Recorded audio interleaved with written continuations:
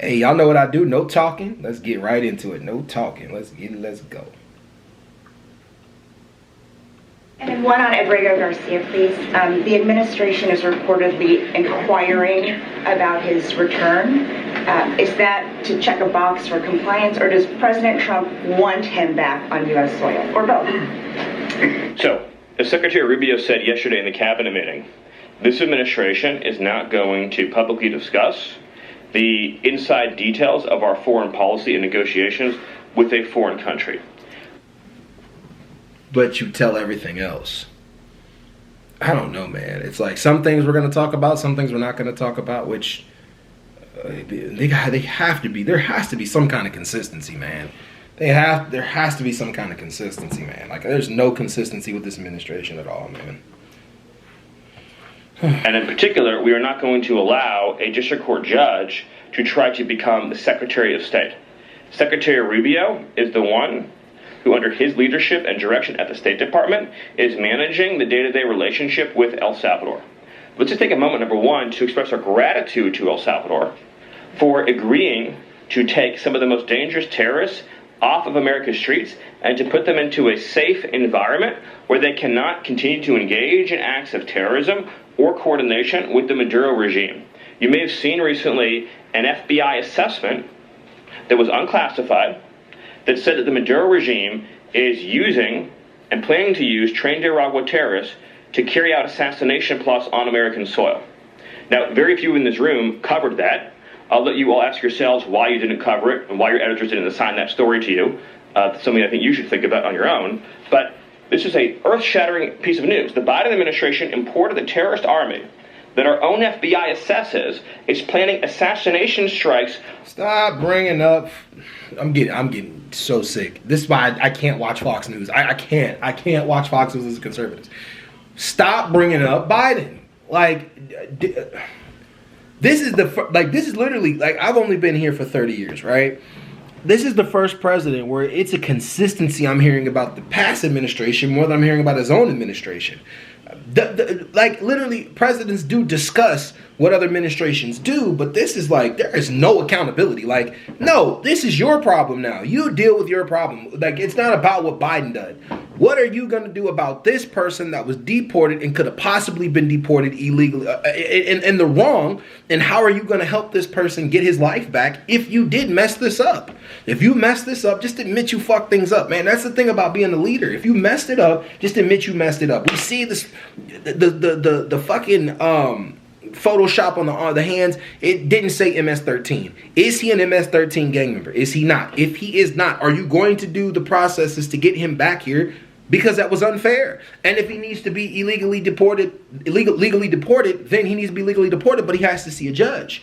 Point blank, period. Like, this dude, I don't understand. Like, I'm an average citizen saying this. Like, how is the administration arguing these points that are going all around the point? Like, on American soil against critics of the Maduro regime. Those are the terrorists that President Trump is finding and apprehending that our Democrat judges and Democrat activists are trying to keep on U.S. soil.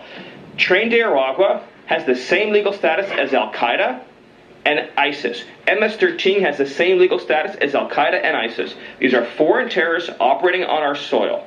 And our gratitude to El Salvador for agreeing to take custody of these terrorists is immense. With respect to the case that you mentioned, there's now even been more evidence that has been made public of this person's violent, repeated threats and assaults against his spouse. Someone who had repeated, documented human trafficking and human smuggling offenses. Somebody that has extensively documented membership in MS-13, a terrorist organization, and of course he had MS-13 tattooed on his knuckles. This is a person that was a clear and present danger to the safety of the American people. And it is a sad reflection. You can't even trust what he just said because he literally just lied. He did not have MS-13 tattooed on his knuckles. Maybe it could have been interpreted as MS-13, but that was not tattooed on his knuckles. It was not. On the state of our media and many of the outlets represented in this room, that you obsessively try to shift. That man does not even look like, I don't know, man. That's just a picture, you know. I don't know. Oh, for this MS-13 terrorist? Well, no coverage occurred in your papers about any of the Americans that were raped and tortured and murdered by the illegals that Biden was importing into our country.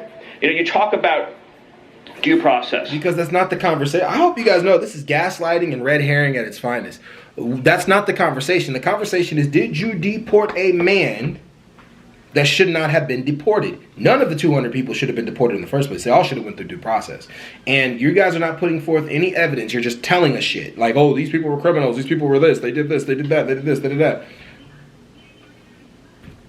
Nobody's buying it. Like, nobody's buying it. This is why people are asking questions. Nobody is buying what you guys are saying. Like, literally. Like, this is ridiculous. And he just lied. The MS-13 on his knuckles. So what else do we have to believe? What can we really believe that he's telling the truth about? What can we really believe you about? Stevie Wonder could see. Stevie Wonder could see that was Photoshop. Stevie Wonder could see that. The Biden administration made the decision to give extensive due process to 2 trained Nicaragua terrorists that were apprehended at the border just a couple years ago. They were 2 gentlemen. They were from Venezuela. They were members of trained Nicaragua. The Biden administration Border Patrol apprehended them and made the decision to provide them with extensive due process, put them onto a program known as supervised release, and put them on ankle monitors so that they could go. That's what they're supposed to do. That's what you're supposed to do.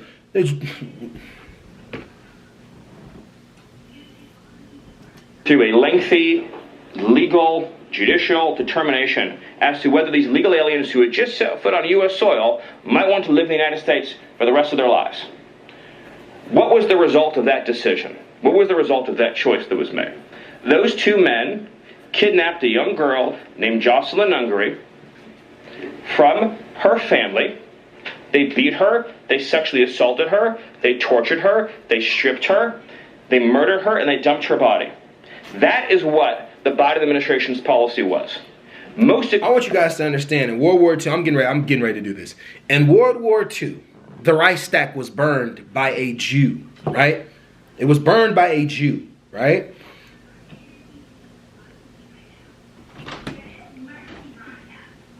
After that, the Enabling Act came into effect. And then go back to the room. Go back to the room. Shut the door. The Enabling Act came into effect. And when the Enabling Act came into effect, the government could do whatever they wanted to do. Vietnam. 60,000 of our people were unalived in Vietnam because of the Gulf of Tonkin incident. The many false flag operations. Whenever the government starts saying things like these criminals, terrorists, things like that, I don't understand why people aren't just thinking to be careful about the wording of this shit. Like, wait a minute, like, is this true? Can you prove this? You know what would shut everyone up? Just come out with the paperwork to the public. Here, this is what we saw. This is what we found. You can take this and do whatever you want with it. Can you find their criminal records anywhere? I was looking to find criminal records for this guy. Nothing. Like, literally nothing. I found nothing. And I'm like, wait a minute, like, maybe it's such a big case they have something covered up, but just let that stuff come out to the public.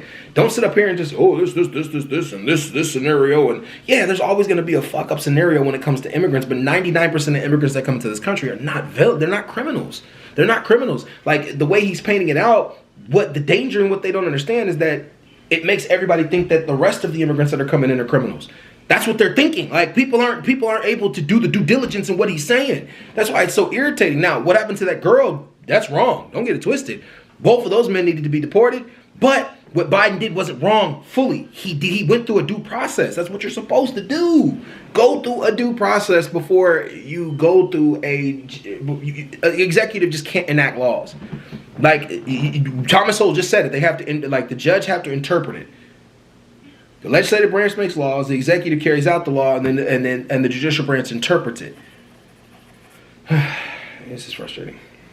Of your papers never covered her story when it happened. To the extent that you covered it at all, it was because President Trump forced you to cover it by highlighting it repeatedly over and over again. He had to shame you into covering it.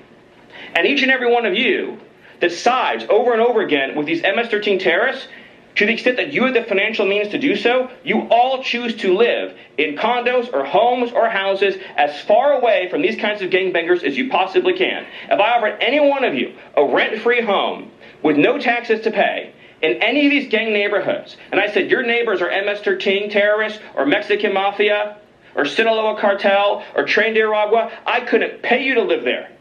But yet you, with your coverage, are trying to force innocent Americans to have these people as their neighbors, and that one day their daughter may be abducted from their home and raped and murdered. So you're not going to get an ounce of sympathy from this administration or President Trump for the terrorists who've invaded our homes and our country.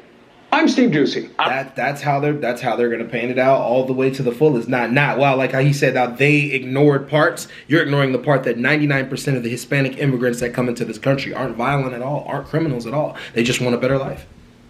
The only thing you can see, the only crime that they've committed is maybe crossing the border, getting the paperwork wrong. They haven't done anything outside of that. There's not a vast amount of murderers. Think about it. Like, they only deported 200 people so far, and out of those 200 people, it's still questionable on whether or not some of them were actually criminals, right? But out of those 200 people that they've even deported, right? And yeah, and people are fighting them because they need them to go through due process, right?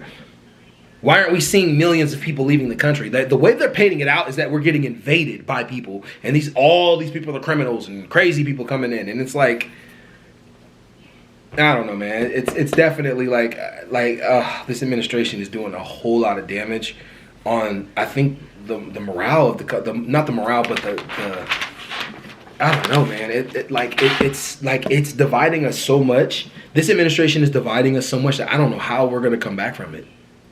Like, I really just don't know how we're gonna come back from it. But I mean, I could be wrong. Maybe we may find something. But anyways, y'all, peace.